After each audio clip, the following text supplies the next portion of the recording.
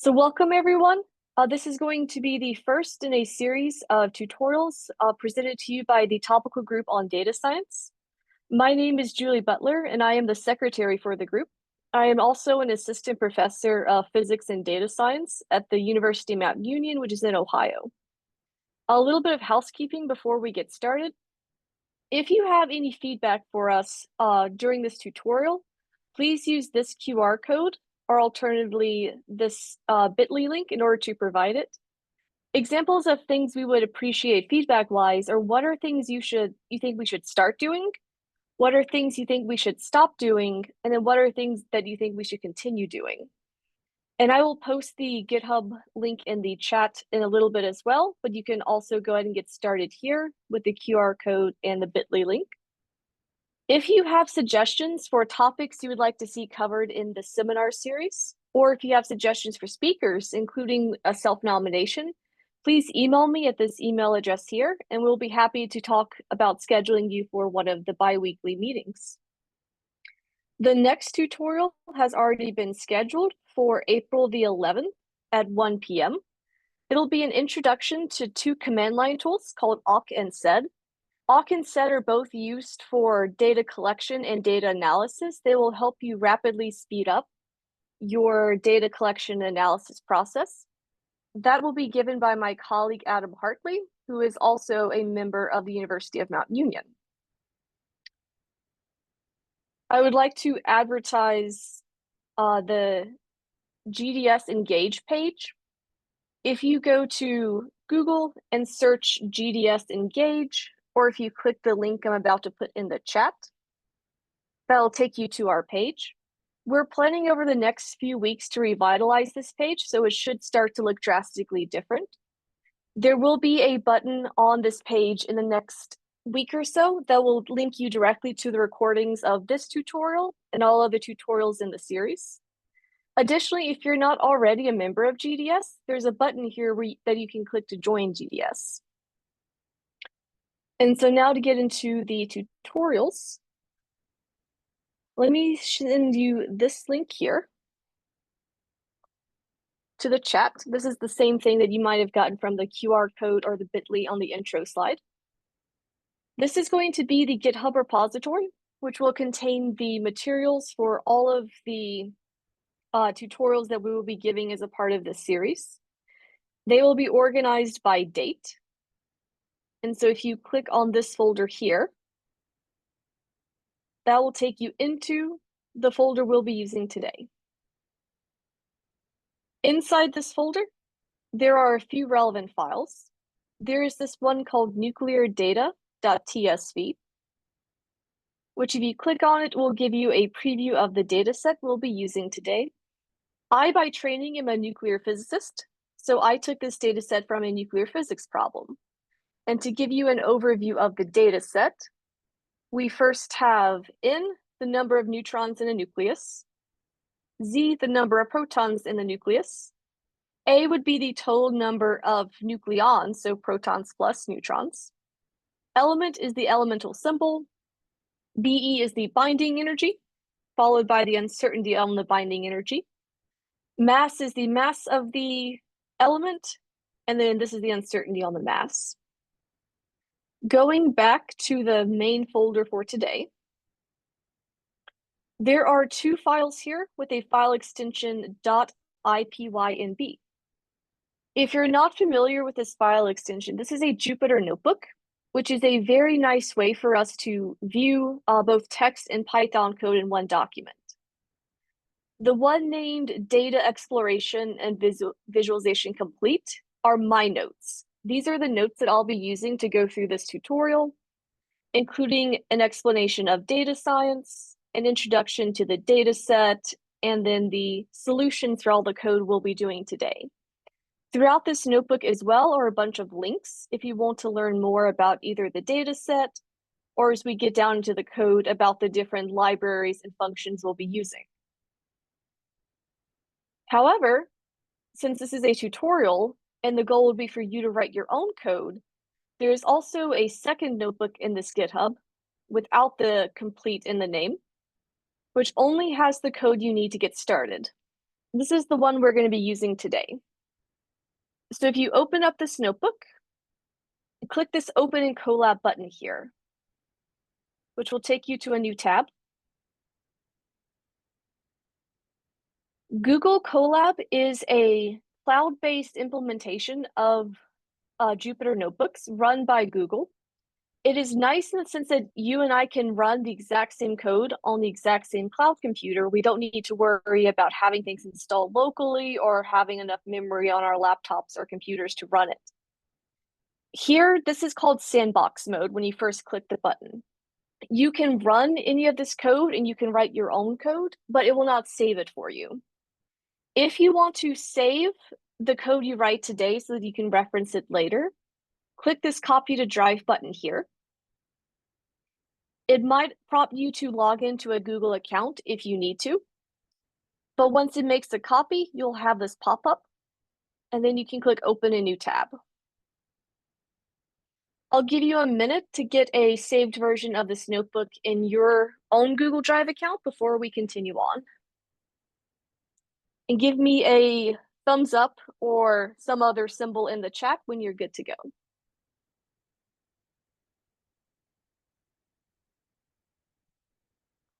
Feel free also, as we're going through this, to put any questions you have in the chat. Just as a reminder, this meeting is being recorded and will be posted. And so if you do not want to unmute to ask your question, feel free to do so in the chat.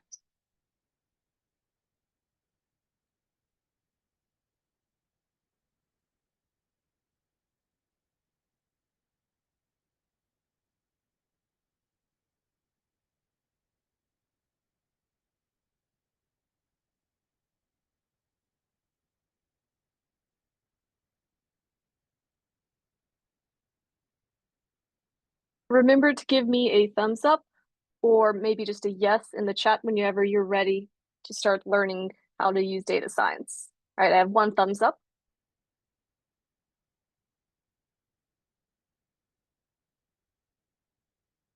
Okay, two thumbs up. All right, so while we're waiting on the other participants, as an overview of how Google Colab works, you can click up here on the name and rename your notebook if you like. In your Google Drive account, if you've never used Colab before, you will now have a folder called Colab Notebooks, and that is where this one will live and where any other notebooks you create will live. These cells, which are darker, are code cells, which if you click this play button right beside them, will run the Python code in the cell. So go ahead and run these two cells just to get the cloud computer started. An important thing to know about Google Colab is how to get these little creatures across the top. If you go to Tools and then Settings, under Miscellaneous, you can have more or less animals as you desire. Under here as well, there is the AI assistance. You can turn on or off the AI as you desire. If you have it on, it will show you suggestions to complete the line you're currently writing. Sometimes those are helpful if you're just learning to code, but sometimes they can be distracting. So I have hide AI features clicked as well, just to make sure that no one gets distracted. You can also change the color and the font size and the font, anything you like of Google Colab to make it customized. Once you have your settings done, if you click on this top cell here and then click this plus text button, it will add a new text cell to your notebook. This text cell accepts Markdown, so you can use number signs to have headers. You can also insert bullet points or bold text or whatnot using Markdown formatting. Yes, Igor. Hi, I just have a general question about the topical group. Is there a way we can like get a freebie and join it for free or no? Let me take that to the executive committee. Okay, thank you. Yeah. We were giving out free memberships at the Global Physics Summit, but let me see if they'll be willing to offer it to the tutorials as well. I must have missed it last week then. Yeah, I'll ask and see if I can get those. So in these code cells, we have two setups so far. The first is an import cell. This imports the libraries that we're going to need to do the analysis on our data set. NumPy, Pandas, Matplotlib, and Seaborn. NumPy is very useful for organizing things as vectors and matrices and doing arithmetic on vectors and matrices. Pandas will be the main library we use today, as it lets us import and manipulate a data set. And then Seaborn and Matplotlib are primarily used for graphing. Note that this line here that starts with a number sign is called a comment. Any line you write in a Python code cell that starts with a number sign will be ignored by Python. They are there for you to use as notes.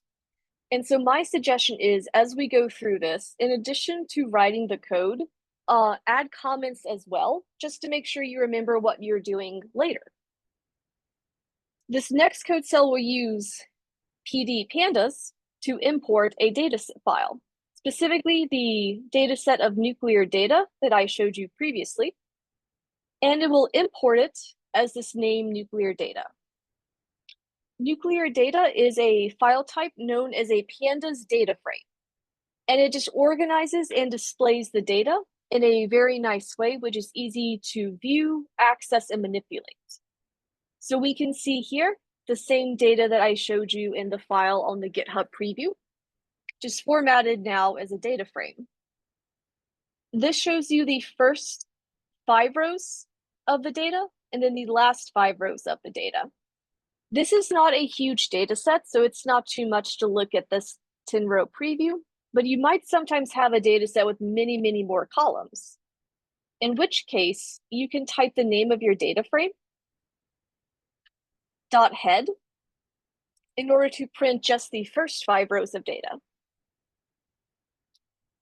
In a similar manner, the name of your data frame, .tel, will print the last 5 rows. And we can start looking through this data and figuring out what we might need to do. For example, I can see the different columns of data I have access to and what type of data is there. The first 5 rows all look good, but there might be some problems in the last 5 rows. Some of these values here have a number sign after them. And if you go read the documentation on the data set that I took this data from, the number sign means that the value was calculated through extrapolation, not through experiment. And so they added a little number sign to differentiate experimental data from extrapolated data, which is great that they made a little mark to differentiate it, but that might be something we need to deal with later if we're expecting all of our masses to be numeric. Some other things you can do in order to access the data or information about your data frame is to type the name of your data frame .columns, which will give you the names of every column in your data set. You can also easily get the size of your data set. Note up here, when I initially printed it out, it told me that there were 3,436 rows across 8 different columns of data. But I could also extract that information using nuclear data .shape. If I wanted to save these values instead of just returning them, I could save them using variables and then maybe print them out.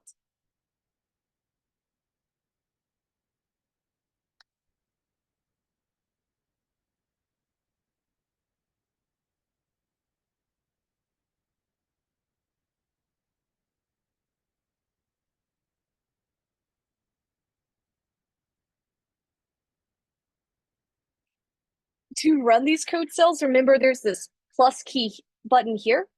You will likely never see me click the play button just because I'm so used to hitting Shift Enter to run the code cells. Either way is fine. Now that we know how to access previews of the data, the names of the columns, and the size of the data set, it might be nice to access the actual data. To access a column of data, you type the name of your data frame, square brackets, so that's the key right beside your P key, and then inside quotation marks, the name of one of the columns as given either here when we did name of our data frame dot columns or given in the previews. So for example, BE will return to me the column of binding energies. A will return to me the column of number of nucleons. But if I give it an incorrect column name, then I'll get an error. If you're familiar with other programming languages besides Python, you might think that the error messages are just going to be a lot of nonsense and tracebacks. But in Python, they're actually pretty useful. If you scroll down to the very end of the error message, there's usually something that gives you a look at why there is an error. Key error B means that whatever the code was expecting, B was not a correct answer. So if I go up here and figure out where I put B, I can realize, oh, I meant BE, and now the code works. So that will give you an entire column of data.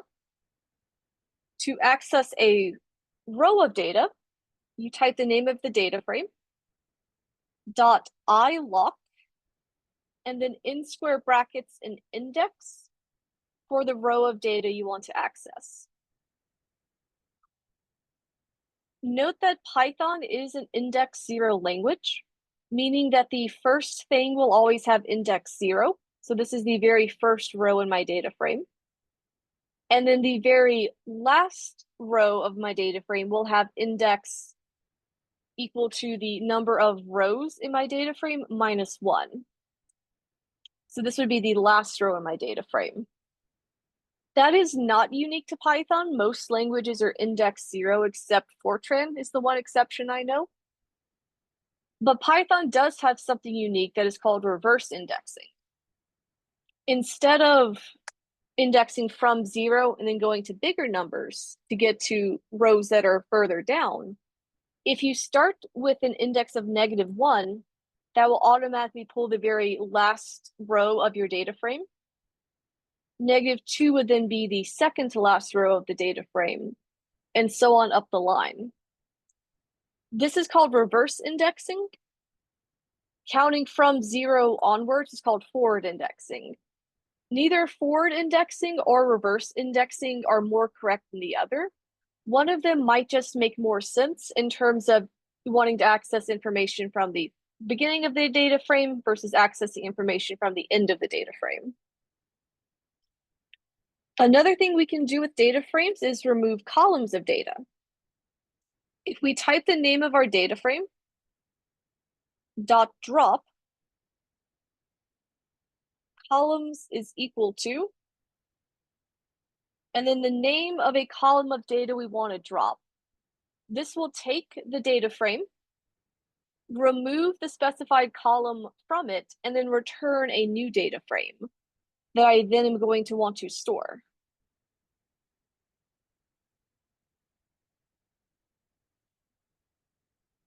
And now if I run this and I display my data frame again, we see that the A column, which used to be here, has been removed. Note that because there are square brackets here, this is defining a list. So you can have more than one column being removed at a time, or you could have just one column like this. If you want to add a column to a data frame, all you need to do is type the name of your data frame, and then the name of a column that does not already exist in the data frame. Let's assume that A was not there to begin with, so I wanted to calculate the total number of nucleons in my data frame. Well, that is simply equal to the number of protons which is stored in the column Z, plus the number of nucleons, which is stored in the column N. And now if I display nuclear data again, I have my A column back. Note it is not in the same place it was. When you add a new column to a data frame, it will always put it at the very right side of the data frame. Also note that if, for example, you drop columns you realize you needed, that's totally fine because you can just go back up to the top of your notebook and rerun the cell where you imported the data. Pandas imports a copy of the data stored in the file. It does not import the file directly. So changes to the data frame do not change the file. So if you accidentally change or delete or manipulate the data in a way that you need to undo, just rerun this cell and that'll give you a fresh data frame to start with.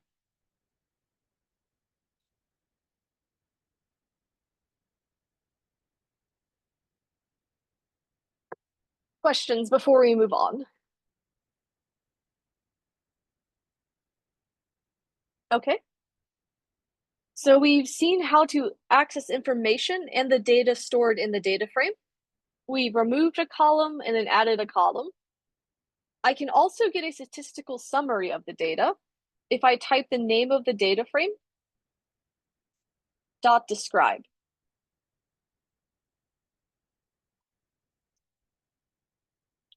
So this gives me, for every column of numeric data, the number of data points in the column, the average value, standard deviation, minimum value, first quartile, second quartile, third quartile, and maximum value.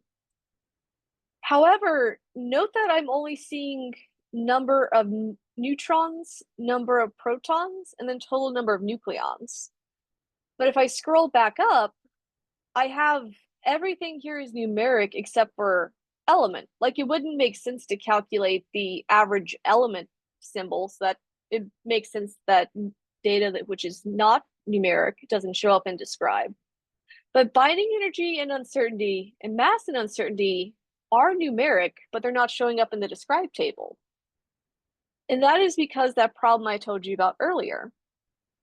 Having these number signs here, indicating that these values were extrapolated, not calculated experimentally, is useful to determine what is experimental data, what is not experimental data. But it also means that Python is not viewing these 4 columns of data as numeric. And so it will not let us do things like calculate statistics on them or create accurate graphs. And so if I want to move on with this analysis using binding energy and mass as numeric data, I need to somehow deal with these. There are a few ways to go about this process. One of them could be to just go through and remove any symbol, any number signs from the code. Another way could be, if especially you only want experimental data, to just remove entirely rows with number signs. And that is the approach I'm going to take. I'm going to assume that I only want to have data which is experimentally valid. So I just want to remove any columns that have number signs. And I want to convert the rest of the data to numeric. I'm going to print for you the shape of the data frame. And then I'm going to type 4 lines of code. 1 line per column of data I want to manipulate. I'm going to start with the binding energies column. I want to convert this column to numeric. To numeric is a function from pandas, which will take a given column of data and convert it to only numeric values.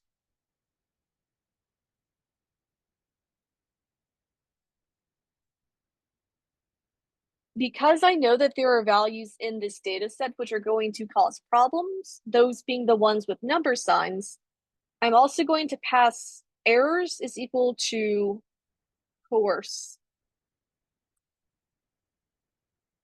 What this does is as it's going through binding energies, any value that it does not immediately recognize as a number, it is going to replace with a symbol NaN. NaN stands for not a number. We also call it a null value. And so if we go back and look at the data frame, in the binding energies column here, this will be replaced with NaN, this will be replaced with NaN, and so on. And this is useful because NaN values or null values are very easy to remove from a data frame. Let's go ahead and type this same line of code for those other 3 columns that we want to manipulate, those being the uncertainty on the binding energies,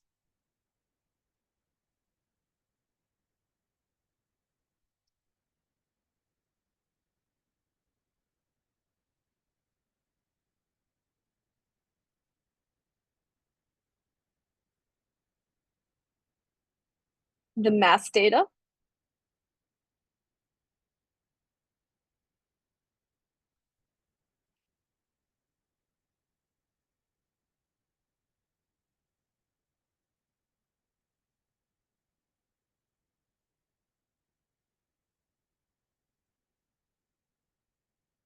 and finally, the uncertainty on the mass data.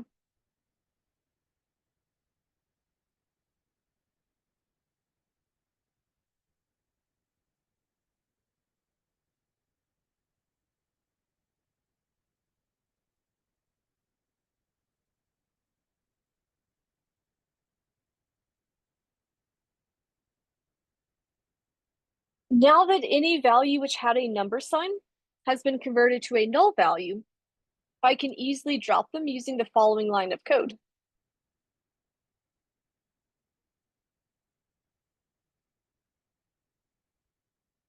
Name of your data frame dot drop NA drops any row which contains at least 1 null value, and then returns a data frame that contains only rows that are entirely filled out. In this case, I want to save those back in the same name. And then I will print again the shape of the data frame to see how many rows of data we remove. And so we started with 3,436 rows of data. We went through this process of removing any values which we could not consider numbers. And we removed about 1,000 rows of data. We're only left with 2,498. To double check that this actually worked, let me do the describe function again to get a statistical summary of the data. So now we have everything except EL element, which is fine. And now I can tell you that the average binding energy is 8,051. I can tell you that the smallest mass is 1.00 times 10 to the 6. And so now I can actually look at all of my data and get statistical summaries. A few other functions which are useful in pandas when summarizing the data in a data frame. In unique, will give you the number of unique values per column of data. There are 161 unique numbers of neutrons. There are 109 unique elemental symbols, which makes sense because there are also 109 unique values for the number of protons. There are 267 unique values for the total number of nucleons, though. Looks like most binding energies are going to be unique, but not the uncertainty. And so you can go through this as well. Another function which is sometimes useful is .info. This gives you the name of each column, the data type of each column, and the number of non-null values in each column. This doesn't so much apply here because we've already formatted our data and removed the null values. But .info is a good function to run when you first import a data set, especially if you don't know if there are missing values or not. It gives you the total number of rows up top. And as long as each of the numbers here are the same as the total number of rows, then you don't have missing values. But if any of these numbers here are smaller than the total number of rows, you do have missing values. And then it would be up for you to decide if you need to go through and deal with those or not, depending on what you plan to do with the data and in what column you have missing values. Another useful thing to know is that you do not have to calculate the whole table of statistics with the describe function if you only need one statistic. For example, I can print the average number of protons using the name of my data frame, the name of the column of data I wish to access, and then dot mean. So the average number of protons across all the data in my data frame is 55. I can also print, for example, the largest binding energy is name of my data frame, name of the column I care about, so binding energy, dot max. And you can do that for any combination of columns or statistics, whether you want to calculate the minimum, the maximum, the standard deviation, the median, the mode. You can calculate just individual statistics. So finally, before we move into the plotting section, I want to show you how you can use mathematical operations to change the values in the data frame. For example, the binding energy column of this data set is given in kiloelectron volts, though I would prefer for future analysis it be in mega electron volts. So I need to divide everything in the binding energy column by 1,000. I also know that the mass column is given in microatomic units, but I would much rather it be given in just atomic units. And so I need to do some unit conversions here in order to get the data from the form it's given to a form I can use. And this is not an uncommon problem in physics. To do so, I can type the name of my data frame and then the column I wish to change is equal to the name of my data frame,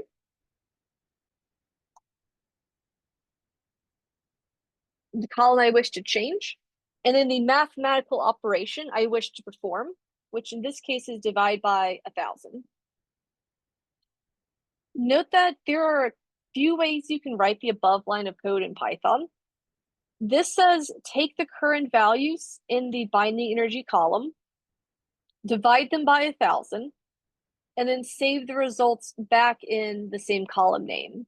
You don't have to have the same name here as you have here. You could type a new column name here if you want to keep the old result and the new result. Another option, which is a shorthand version of the above line, is if you type divide equals to 1,000. This takes the values currently in the binding energy column, divides them by 1,000, and then stores the result back in the same column. Both of these lines do the exact same thing. Which one you use is up to you. Python also supports scientific notation. And so instead of 1,000, I can do 1e3 for 1,000 as well. Let's go ahead and convert the uncertainty on the binding energy as well from kiloelectron volts to mega electron volts using the shorthand notation. Sorry, there should be 1,000 over here.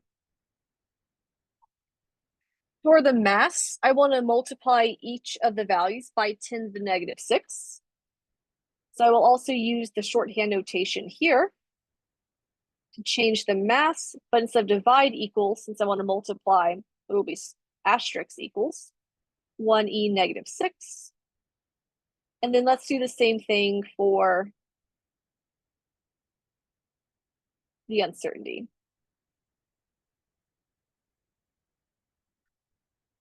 I'm going to run this line. And then I'm going to print a statistical summary again.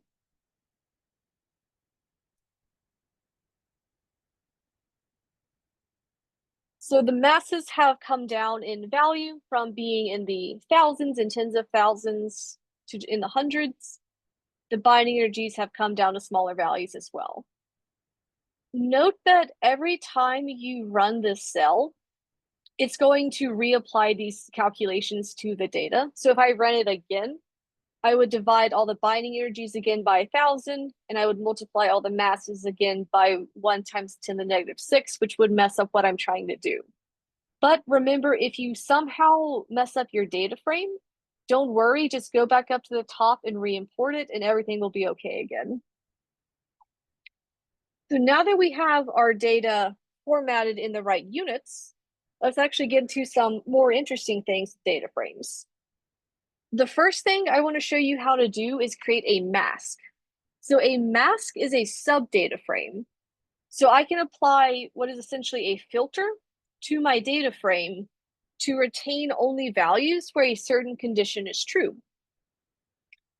For example, if I am interested in studying only the light isotopes, those with only a very small number of nucleons, I might only want the isotopes that have a nucleon number less than 60. I can filter this data by typing the name of my data frame and then a condition inside these square brackets, which is true for columns of data I want to keep and false for columns of data I want to get rid of. The condition I want to keep here is that I want the nuclear data, specifically the total nucleon column, to be less than 60. So if I run this line here, this filter is applied to my data frame, returning only values where this condition is true, and those will be stored in this variable here, which is now a data frame. So I can now do a describe on my new data frame.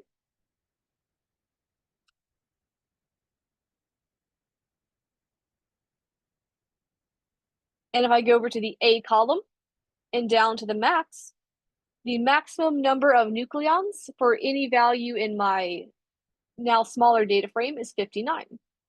And that leaves us with 420 data points that have this condition true. And so these are very useful if you want to maybe group your data into different groups, or if you want to remove data which doesn't meet a certain condition. Now moving on to plotting.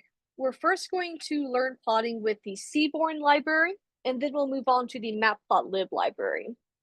Both of them are used for plotting, and both of them can be used to create the same types of plots. One is not better to the other, but they do serve different purposes.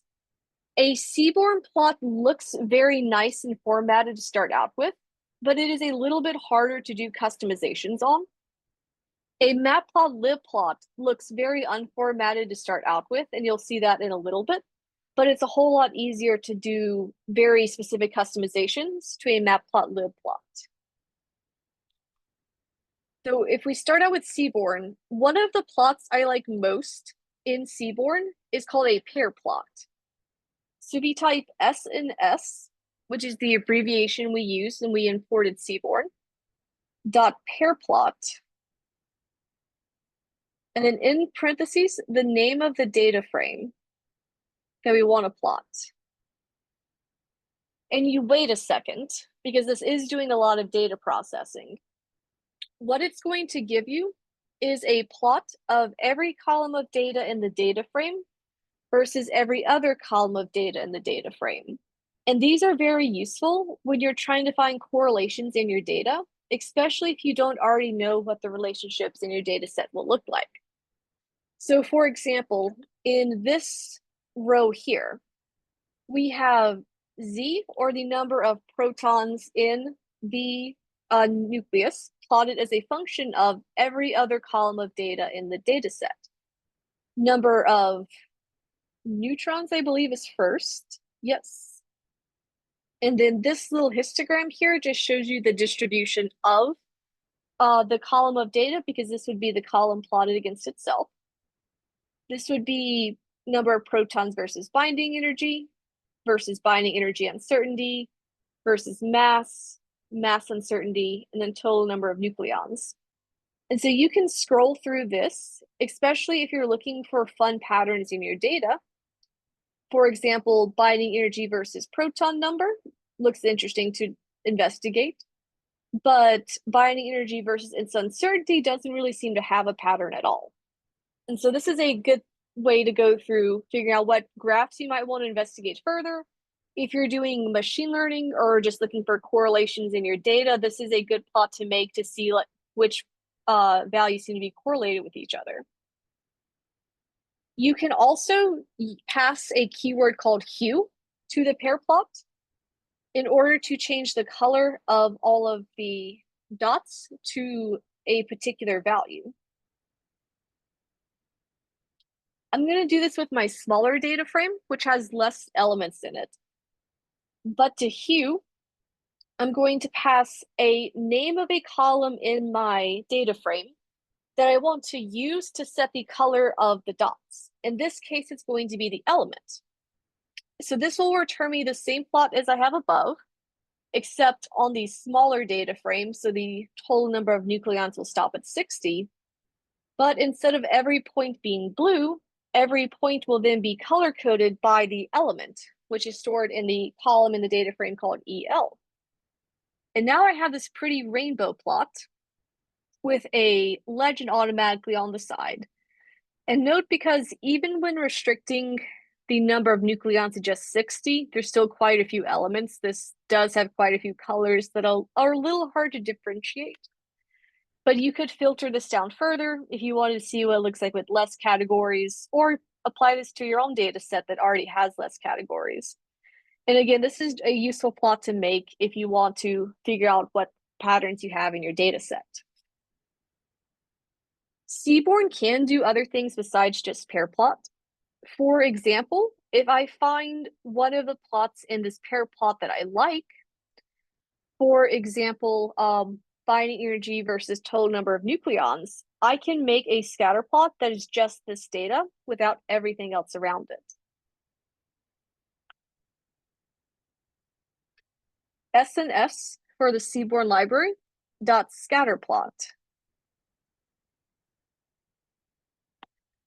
It will take as arguments the name of a data frame, in this case nuclear data, an argument called X, which is the name of the column that we want to plot on the X-axis, and then an argument called Y, which is the name of the column we want to plot on the Y-axis. And we get that same scatter plot we had above. Note that if you just want to make a basic scatter plot like this, you can do so with just the pandas library. You don't need to import Seaborn and Matplotlib. If you just type the name of your data frame, .plot, .scatter, number, and then the name of the column for the x-axis, the name of the column for the y-axis. So this is just pandas only, no other graphing library. You'll get the same basic plot that you can use to see if there's any useful patterns in your data. But going back up here to the Seaborn plot, it's a nice plot to start out with. The points are relatively small, so they're easy to see even when they get up here. And they do have a little white outline, which makes them easier to see that when they start to overlap. But A and BE might not necessarily be the best labels for a graph. Seaborn doesn't make it the hardest to change the labels, but it is a little bit harder than will be in Matplotlib, but we can do it. If I add S is equal to in front of the scatter plot, I can then do s.set and change a bunch of different values. For example, X label is equal to, instead of A, a better title might be number of nucleons. And then Y label is equal to and instead of Be, binding energy per nucleon in units of mega electron volts might be more helpful.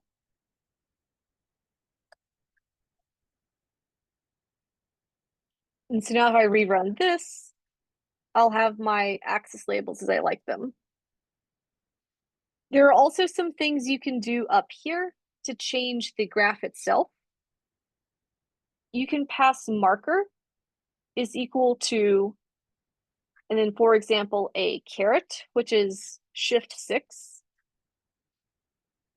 And that will make all of the markers triangles instead of circles. You can change the color and a few other things on Seaborn as well. But there's also another plotting library called Matplotlib, which is very commonly used in the physics community, and it makes customizing graphs a little bit easier. So we scroll down below. This is how to make the graph in Seaborn, in Pandas, and now let's make the same graph using the Matplotlib library. We imported the Matplotlib library earlier as PLT. So if we do plt.scatter, then we will create a scatter plot with the Matplotlib library. Here, I don't pass it a data frame and then X and Y. I just pass it the column of data. I won't plot it on the X-axis. And then the column of data, I will plot it on the Y-axis.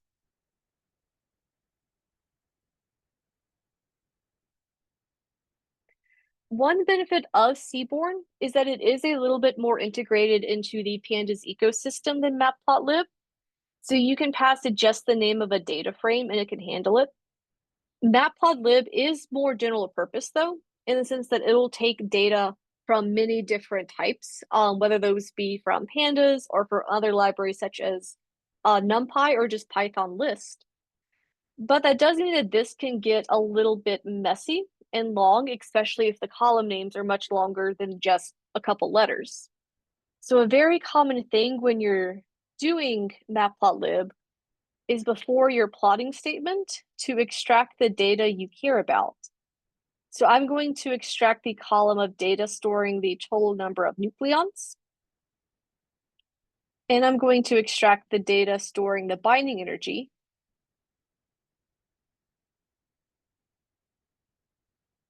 And now instead of all of this, I can just type A, because A holds the total number of nucleons. And then instead of all of this, I can just type BE.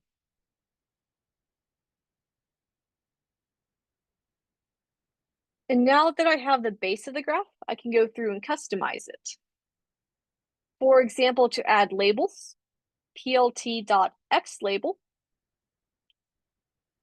will add the given X label, number of nucleons.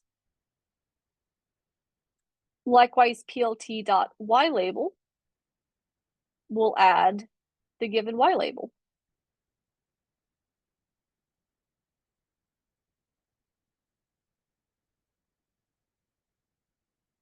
And this is nothing new. We did this up in Seaborn, but this is where Matplotlib and its ability to custom everything comes in handy. For example, if you're blind like me, this is a relatively small font size for the axis labels. You can go up here to the X label and do font size is equal to, and then I usually do 14, but you can choose if you want it to be smaller or bigger. And I'll change it here too.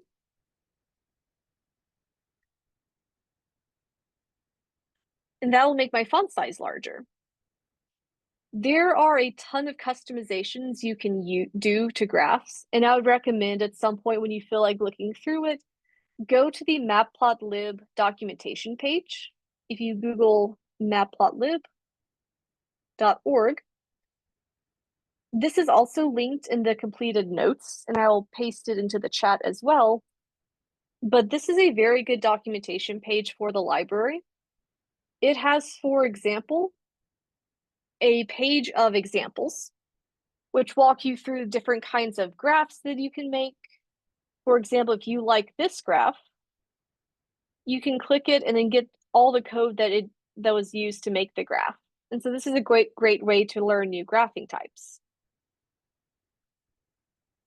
Some of the things you can do to the labels here besides just font size is, for example, I can make the x-axis label red if I think that would be useful.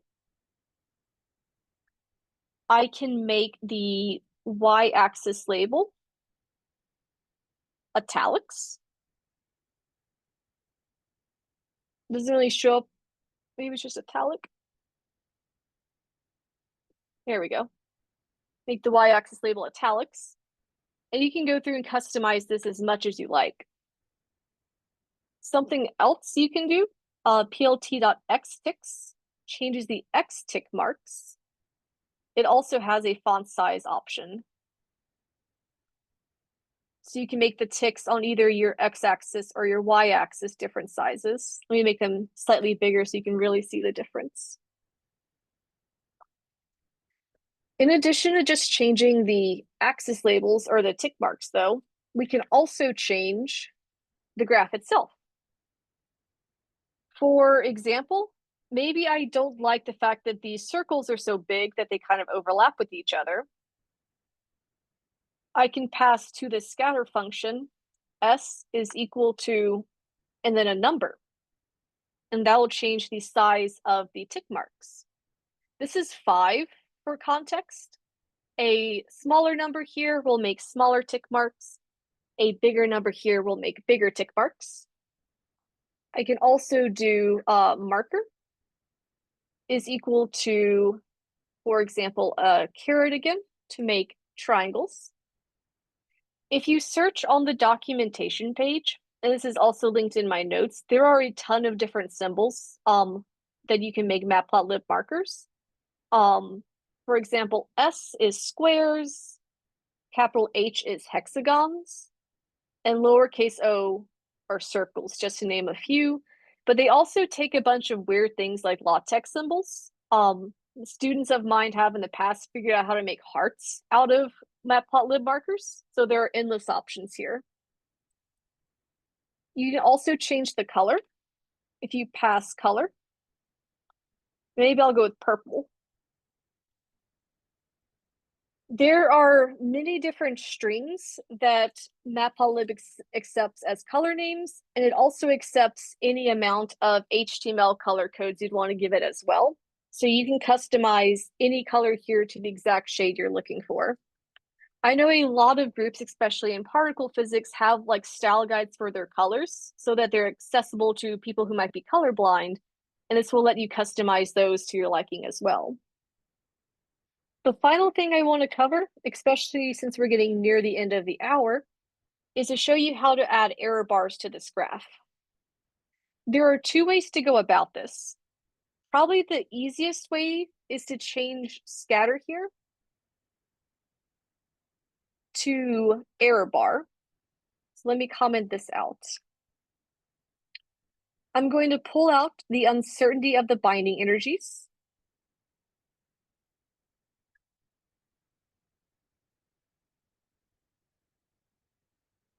And my plotting statement now is going to be plt.errorbar, which takes 2 arguments, or sorry, 3 arguments, the x data, the y data, and then what to plot on the error bars, in this case, the uncertainty on the binding energy. It's kind of hard to see as is, so I'm going to format this a little bit, but each of the little points now has an error bar associated with it. The error bars function by default connects all of the points with a line, which might be good in some cases, here not so much. But if we pass format is equal to and then a lowercase o, it becomes a little bit clearer. Those lines we were seeing were actually the lines connecting all the scatter points, not actually the error bars. Luckily for nuclear physicists, not so much for us, This graph does have error bars on it. They're just very tiny. If I go here and add cap size is equal to, for example, 5, this draws a line on the bar so we can kind of see them. The error bar fits inside the marker here, so we can't really see them. So I'm going to fake the data a little bit here. And I'm going to change my uncertainties here, maybe multiply them by 3, just so you can get an idea of what the error bars will look like if the error is actually slightly larger. And so you can, from here, change the marker size, the marker type, the color of this plot as well. If you don't like error bars, but you would rather your data have a shaded region, then we can do that as well.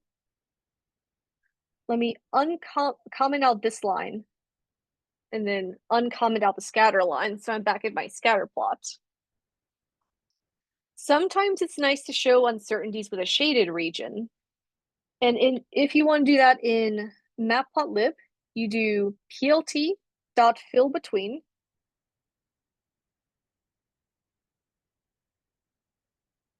Your X data.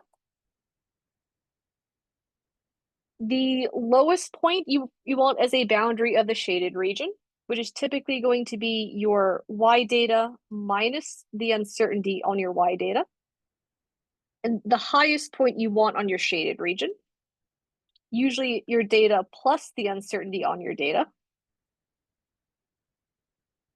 You can set the color if you like. Maybe I'll go with green. And then alpha is a useful parameter here because it will set the transparency of the shaded region. And if I run this, you can see that green shaded region representing the uncertainties on the data. If you make alpha a larger number, closer to 1, the shaded region gets less transparent and starts to cover up the data. And you can decide how you would like that to look. But that is all I have for you today. There is a few more things you can look through on the GitHub if you like. Let me pull it back up. The link is in the chat if you want it. But I wanted to stick to about an hour today, so there'd be plenty of time in this 90-minute session for questions. And just a couple reminders before I stop the recording. Please fill out this anonymous feedback form so that we can continue to improve the seminars and provide what we need to our audience. Email me any topics you would like to see in future versions of this, or any speakers you think would do a good job giving a presentation. And then again, to advertise that on April the 11th at 1 p.m., Adam Hartley will be doing an introduction to awk and sed, which will help you do your data analysis a little bit better.